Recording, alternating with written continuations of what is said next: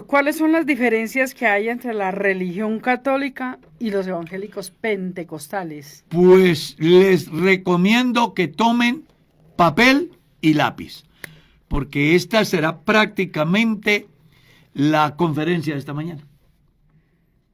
Sí. Entonces vamos por partes. La primera, cuando hablo de la primera no es que lo haga desde el punto de importancia. Un orden jerárquico no es. Usted darle una... Sí, un orden ahí, pero no es realmente en importancia porque Sí. realmente cuando hablamos de las diferencias, por cualquiera que comience, sin duda alguna, tendrá resultados. La primera, que la religión católica enseña que hay que hacer buenas obras para ser salvos. Y la Biblia dice que por las obras ninguno será justificado delante de Dios. En la carta a los Efesios, capítulo 2, el versículo 8 dice, por gracia sois salvos por medio de la fe, y esto no es de vosotros, es un don de Dios, y no por obras, para que nadie se gloríe. Entonces, la primera diferencia es que mientras ellos dicen que la gente se salva por obras, la Biblia dice que el hombre es salvo por gracia. ¿Está claro? La segunda, ellos creen, predican y lo practican el bautismo para los niños, basados en la tesis, una de la tradición católica y dos del pensamiento de la Suma Teológica de Tomás de Aquino. Y hago alusión a las diferencias en las dos corrientes, porque hay una corriente que dice que es para quitarle el pecado original al niño. ¿Ya? Y resulta que el bautismo no quita el pecado original, porque si el bautismo quitara el pecado original, entonces los niños que se bautizan no morirían. La Biblia dice que el pecado entró por un hombre y por el pecado la muerte, y así la muerte pasó a todos los hombres por cuanto todos pecaron. Y por cuanto todos pecaron están destituidos de la gloria de Dios. Entonces, el bautismo que la Biblia enseña es totalmente diferente al que la religión practica, porque ellos dicen que es para quitarle el pecado original. Esa es una parte. La otra es la que menciona Tomás de Aquino en su Suma Teológica relacionado a la ponencia filosófica del bautismo. Él dice que el bautismo tiene la particularidad de hacer partícipes a los hijos de la bendición de los padres, y coloca la comparación, así como la circuncisión en el pueblo de Israel hacía partícipe al pueblo de la bendición de Dios en la promesa hecha a Abraham, así el bautismo bendice a los niños en la bendición que tienen sus padres. Pero cuando uno mira la Biblia, es totalmente diferente. ¿Por qué? Porque la Biblia dice, número 1, para bautizarse primero hay que creer. Amén. Para bautizarse primero es necesario arrepentirse. Para bautizarse es necesario haber muerto al pecado. Romanos capítulo 6 dice, porque somos sepultados con Cristo por el bautismo, a fin de que como Cristo murió y resucitó entre los muertos por la gloria del Padre, así también nosotros andemos en vida nueva. Entonces, si usted mira las dos posturas, son muy diferentes. La iglesia nuestra, nosotros creemos, número 1, que el bautismo es para las personas que establecen la diferencia, que tienen capacidad de arrepentimiento y que hacen uso de la voluntad para dejar de hacer lo malo y comenzar a hacer lo bueno. Creemos que el bautismo es para el perdón de pecados y creemos que el bautismo es necesario suministrarlo en el nombre de Jesucristo. y creemos que por el bautismo en el nombre de Jesucristo, los pecados del individuo son perdonados, el nombre de esa persona es escrito en el libro de la vida y en consecuencia se inicia en ese creyente el potencial del Espíritu Santo en sus diferentes expresiones. 3. Ellos creen que para ejercer el ministerio sacerdotal deben de ser solteros, célibes. Y la Biblia dice todo lo contrario. Primera de Timoteo capítulo 3. Leamos. Si alguno anhela obispado, buena obra desea, pero es necesario que el obispo o ministro de Dios sea irreprensible, marido de una sola mujer, sobrio, prudente, decoroso, hospedador, apto para enseñar, no dado al vino, no codicioso de ganancias deshonestas, que gobierne bien su casa, que tenga a sus hijos en sujeción. Y dice, porque el que no sabe gobernar su propia casa, ¿cómo cuidará de la iglesia de Dios? Si usted mira bien, es una diferencia bien abismal, ¿verdad? Porque mientras en ellos se practique el celibato, que según el capítulo 4 de la primera Timoteo es una doctrina de demonios. Sí, claro. El Espíritu dice que en los posteros tiempos algunos apostatarán de la fe, escuchando espíritus engañadores y doctrinas de demonios, por la hipocresía de mentirosos que teniendo cauterizada la conciencia prohibirán casarse. El celibato es una doctrina del infierno. Así de simple. No lo digo yo. Lo dice la Biblia. Lo dice la Biblia. Estamos hablando de diferencias según la pregunta que hacen acá. Entonces, mientras ellos piensan que el celibato es necesario para poder ejercer un ministerio, la Biblia dice que el hombre de Dios debe de ser casado, debe de tener hijos, debe de criarlos en disciplina y amonestación del Señor. Y coloco un ejemplo. Si no sabe gobernar su propia casa, ¿cómo cuidará de la iglesia de Dios? 4. Ellos enseñan. Usted tiene una inquietud, Merceditas. ¿Qué pasó allá en el están máster? escribiendo Ajá, que, yo aquí le estaba escribiendo a Ezequiel que que el dicen ahí que el sonido- sonido tiene efecto.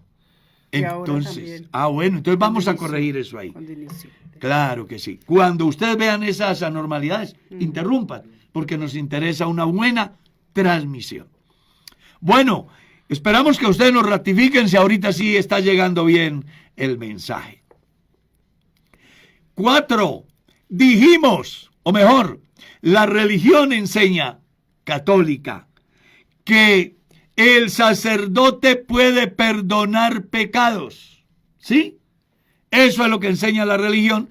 Y por eso, hasta hoy, la gente hace fila para que el sacerdote católico le absuelva sus pecados. ¿Sí? Pero la Biblia dice diferente. Leamos Hebreos capítulo 10, versículo 11 y complementamos con el 12.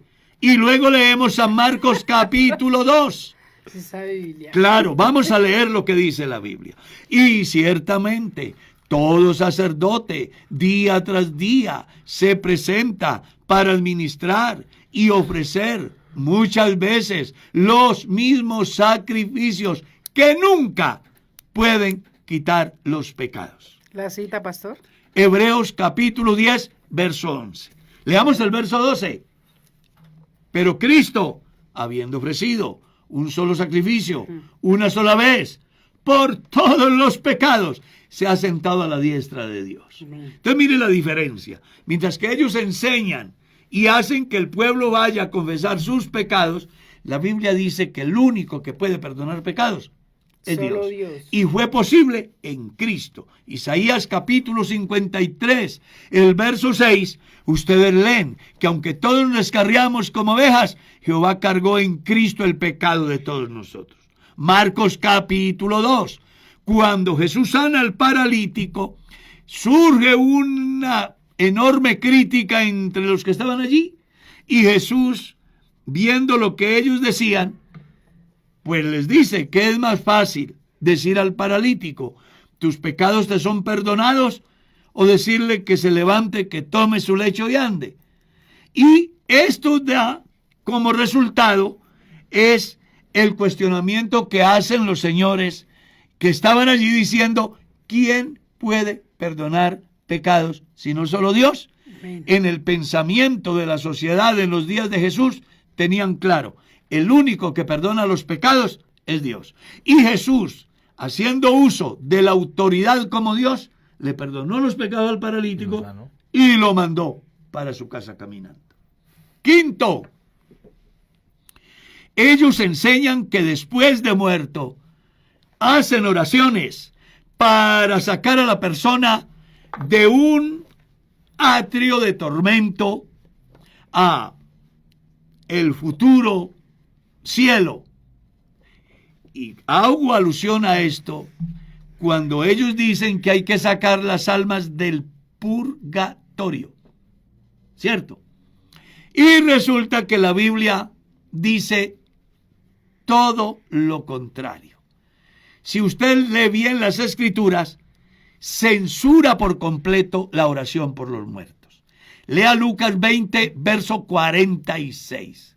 Guárdense de los escribas que gustan de andar de ropas largas y que usan los primeros cientos en las sillas, en las sinagogas y en las cenas. Dice, y que devoran las casas de las viudas y por pretexto hacen largas oraciones. Estos recibirán mayor condenación. ¿Dónde Lucas dice, pastor? 20, 46. Ahí está. A ver. Léalo. Que la Biblia Está dice... inspirado hoy, hermano. Sí. Pero, No, estamos dando unas respuestas a un sinnúmero de interrogantes que tiene la gente. Y por eso dije al principio, tomen papel y lápiz. Porque es muy posible que en su evangelización surjan preguntas como estas. No, que es que nosotros creemos que después de muerto lo podemos salvar. La Biblia dice que no. La Biblia lo que dice es que quien tiene la osadía de hacer un culto por los muertos, engañando a las personas dolientes y extrayendo de sus recursos para su propio beneficio, ellos recibirán mayor condenación. No lo digo yo, lo dice la Biblia. Sexto, ahí se nos va a ir el día. Y todas estas preguntas que tengo acá, No pastor. importa, pero voy a tratar de dar siquiera 10. ¡Ja! ¿Me permite? Sí, claro. Siquiera 10. Ellos dicen que Pedro fue el primer papa. La Biblia dice que Pedro fue casado. Jesús le sanó la suegra. ¿Escuchó? Desde allá entonces entendemos de que Pedro no fue papa. Tal vez fue papá, con tilde en la A. Pero la Biblia en ninguna parte registra. Que es lo más lógico, ¿no? Es lo más lógico. Es que si quería ejercer un ministerio, tenía que ser casado. Eso es lo que dice la Biblia. Y tener hijos. Así que Pedro no fue papa. En ninguna parte la Biblia dice eso. La Biblia lo que dice es que Pedro fue apóstol. Y como apóstol fue casado. Y todos los apóstoles fueron casados. Inclusive que cuando Pablo un día quiso mirar una hermana porque le llamó la atención, los cristianos le cuestionaron porque para ese momento Pablo estaba viudo o soltero. Y él les dice, solo Bernabé y yo, capítulo 9 de la primera de los Corintios, no tenemos derecho de traer una hermana por esposa como todos los apóstoles y los hermanos del Señor y Pedro. Sí. Eso dice la Biblia. Amén. Es que es muy importante que la gente lea la Biblia. Entonces, con eso, ¿qué quiero decir? Que Pedro no fue papa, fue papá y fue casado. Y fue apóstol. 7. Ellos enseñan las oraciones automáticas, ¿no? Sí. La Biblia dice que la oración debe de ser nacida de la fe. Según Santiago capítulo 5, plantea que dependiendo de la situación del individuo, debe de ser su comportamiento en la presencia de Dios. Leámoslo. ¿Está alguno alegre? Expréselo cantando alabanzas. ¿Está alguno triste? Pues haga oración. ¿Está alguno enfermo? Llame a los ancianos de la iglesia y oren por él ungiéndole con aceite en el nombre del Señor. Y la oración nacida de la fe produce dos resultados.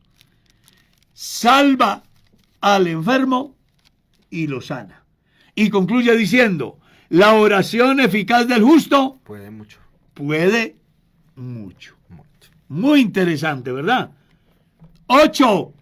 La religión católica enseña que las personas están llamados a hacer culto a Dios a través de figuras que les traen a memoria las divinidades que ellos creen.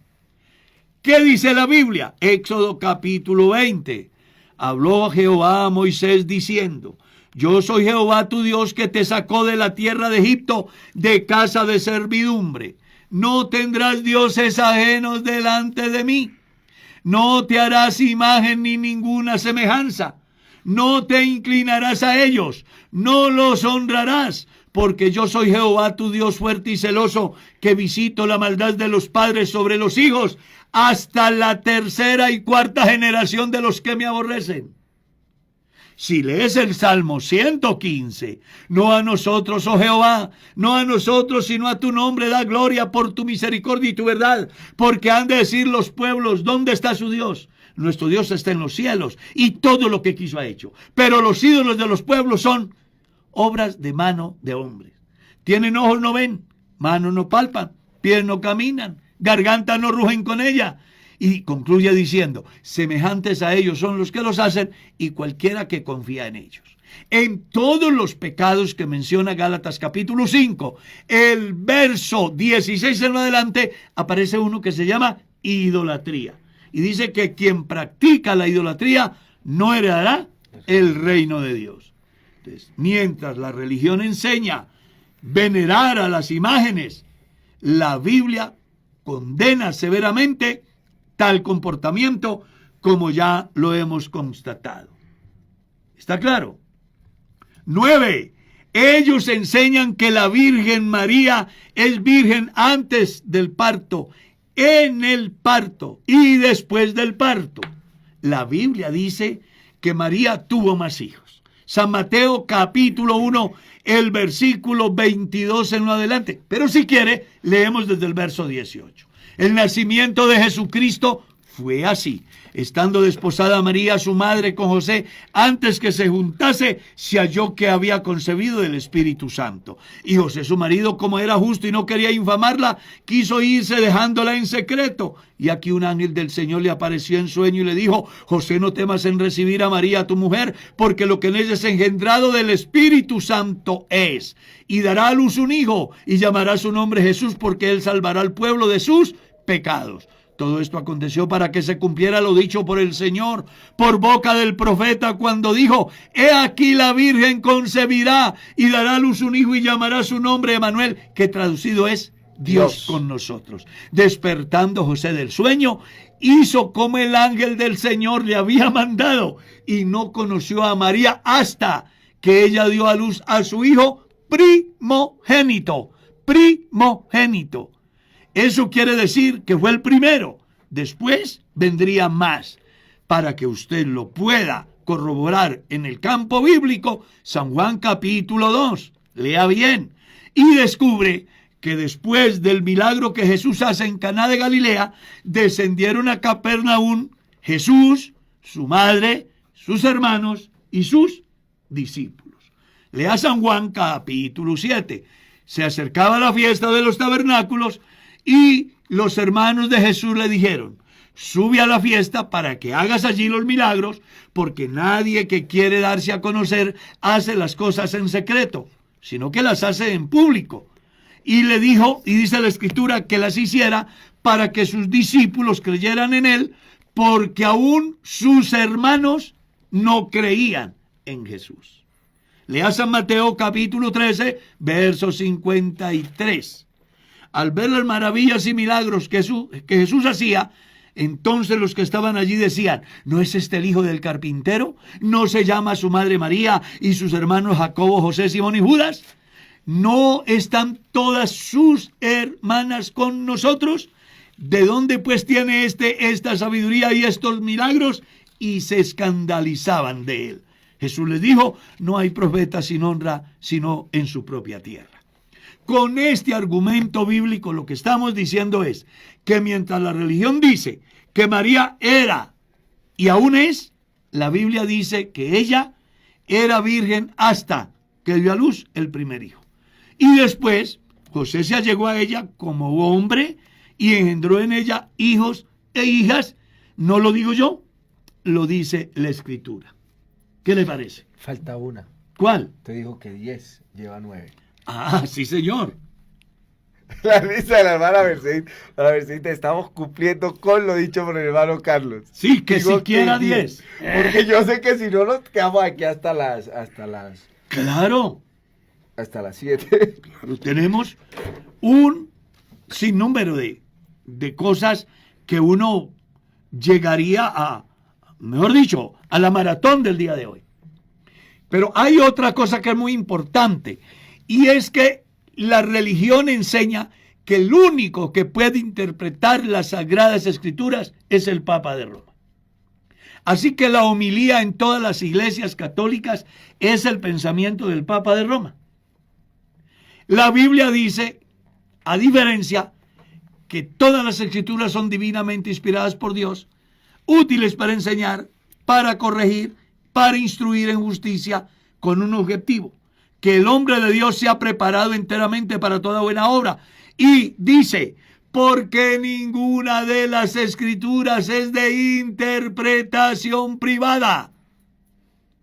En otras palabras, la diferencia que hay entre ellos y nosotros es que ningún católico puede interpretar la Escritura diferente a como lo interpreta su líder máximo, porque ellos manejan o tienen una escuela dogmática. Nuestra iglesia cree en la libertad de interpretación, no porque nos ocurra a nosotros, sino porque la Biblia dice que ninguna de las Escrituras es de interpretación privada. Hasta ahí 10 puntos muy importantes que le pueden servir inclusive a Darwin cuando esté por allá en un pueblo para dar una escuela dominical. Vamos con las otras preguntas. No, pero déjeme decir algo más asociado a eso. Y qué interesante que usted mencione eso justo ahora, porque pues a los que nos gusta estar viendo cosas en internet, justo ahora con el programa que ha publicado Star Plus, donde el Papa responde preguntas. ¿Cómo le parece? Como se llama Amén el documental. Es interesante juzgarlo desde la perspectiva teológica bíblica. Entonces, por ejemplo, le preguntan sobre el colectivo LGBTIQ y toda esta gente, y él de algún modo incita a la iglesia a no juzgar. Y sabe que a mí me llama la atención esa manera, esa forma de pensamiento, porque hay algunos que podrían pensar que acá se está juzgando al católico. No, se está a través de la palabra de Dios mostrando una realidad en la cual vive la persona que se define como católico y que entonces dista de la verdad bíblica y que por lo tanto pues se va a perder, y ese no es el objetivo.